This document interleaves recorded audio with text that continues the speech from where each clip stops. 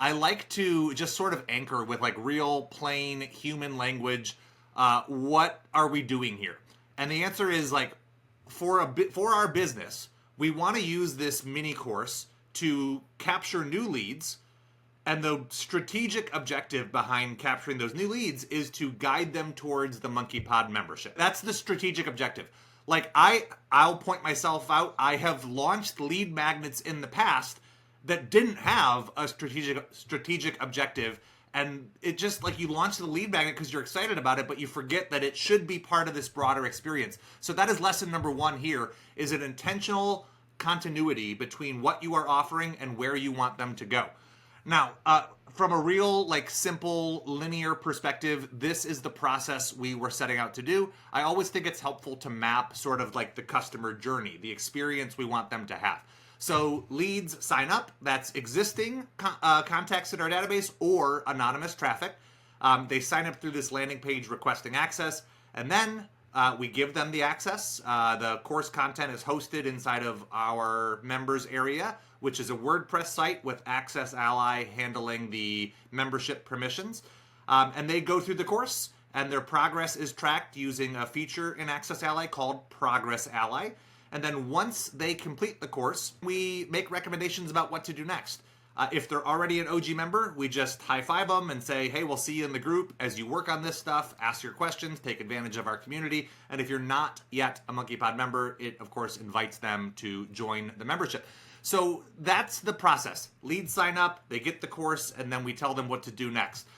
And it probably feels pretty simple. But there's a lot more happening behind the scenes than you might expect.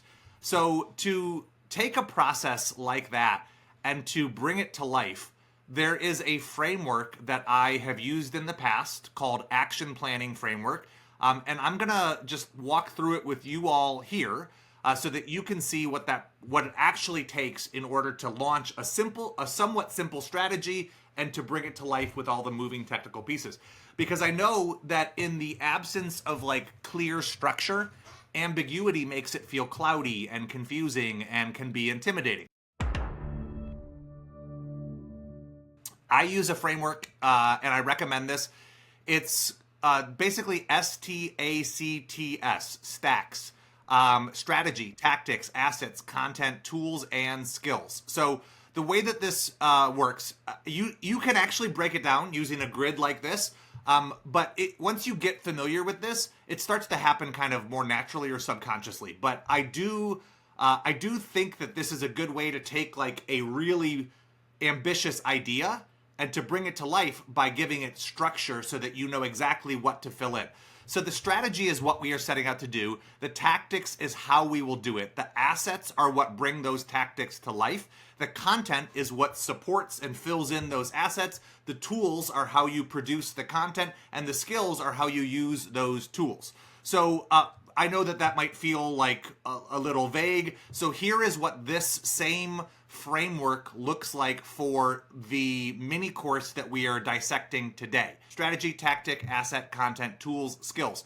The strategy is the highest level. We're capturing new leads. There's an extra word there, with, and convert them into members, with the goal of converting them into members maybe.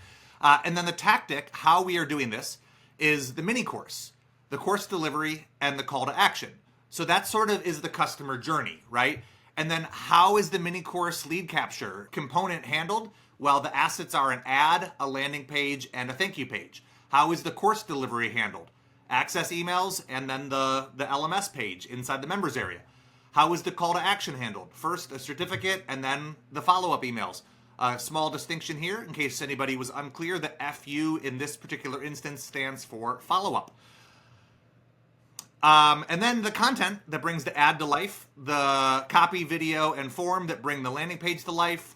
I'm not going to walk through every element here, but you get the idea of like, you get more and more granular. How did I build the video for the ad? Using Camtasia, that's my video editing software. And how do we launch it? With Facebook ads. What skills do we need? Well, you need comfort with Camtasia and you need familiarity with Facebook ads.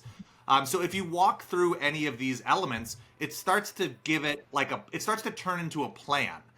And one thing I want to call out is that you might identify elements on your framework here that you're not good at. Like if you're not a copywriter or a graphic designer or a video editor or an ads person, like those might be skills that are necessary, but you don't possess. And that's fine. That just tells you that you need someone to wear that hat or someone to play that role for you.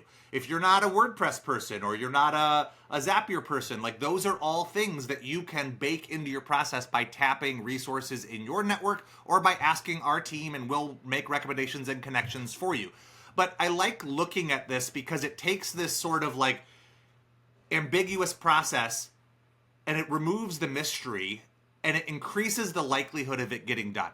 If you have ever had an idea and that idea for some reason didn't make it through to becoming a live launched process, odds are there was some surprise along the process that tripped you up or that caused friction, and it fell into that idea graveyard between ideation and launch where so many good ideas wind up going to rest.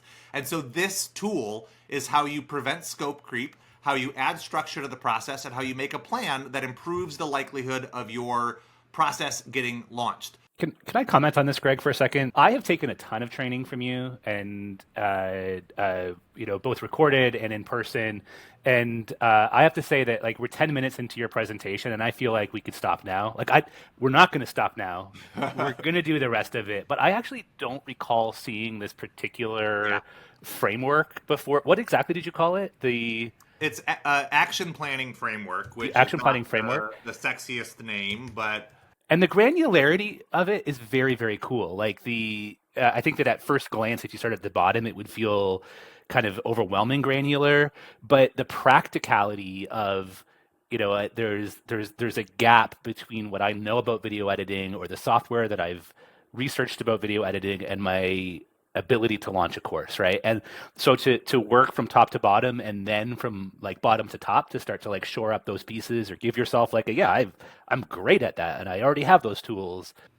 Like you said, that to cross that chasm between a good idea and an executed idea. So I didn't get a preview of your slides. I didn't know this was in here, and I think honestly, I really do appreciate this framework. I think it's a cool way to see it. I like that you called out like, oh yeah, it's granular, and oh, like now you realize what you might be able to delegate. But I think even more important, a lot of us, especially those of us who are like, let me buy all these cool tools, have a habit or a tendency to be like, I'm gonna launch a course, and then you jump in and you just do the things as like, okay, I realize I need to do this, I realize I need to do this, and then it's not until you're like knee deep and weeks behind that you're like, well, maybe I should have hired this person to do that. Yeah, I originally published it in 2019, and I will give credit to a handful of people: Justin McDonald, Scott Richens, Paul Sokol. They were all on this team at Keep that sort of brought this to life and shared it with me, and I have embraced it. Like I said, I used it a handful of times, and now I sort of do it subconsciously. Like you can use this structure and it will improve your understanding of and likelihood of success for launching any new project. I believe that wholeheartedly.